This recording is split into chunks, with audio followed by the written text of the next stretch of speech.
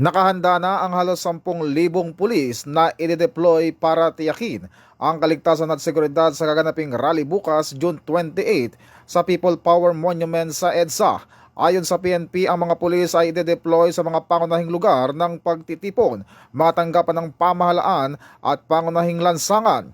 Nagpatupad na rin ang PNP ng full alert status mula alas 5 ng hapon ngayong June 27 hanggang madaling araw ng June 29 upang matiyak ang mabilis na pagtugon sa anumang insidente.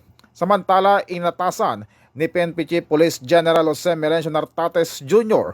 ang lahat ng nakadeploy na pulis na magpatupad ng maximum tolerance, sundin ang tamang police procedures at igalang ang karapatang pantao habang tinitiyak ang mapayapa at maayos na pagdaraos ng aktibidad. Ito ang bagong PNP para sa bagong Pilipinas, serbisyong mabilis, tapat at nararamdaman. Mula po dito sa himpilan ng Pambansang Pulisya ng Pilipinas, ako po si Patrolman Adrian Dayaw, nagbabalita para sa Police News Express. Bagong PNP para sa bagong Pilipinas, serbisyong mabilis, tapat at nararamdaman.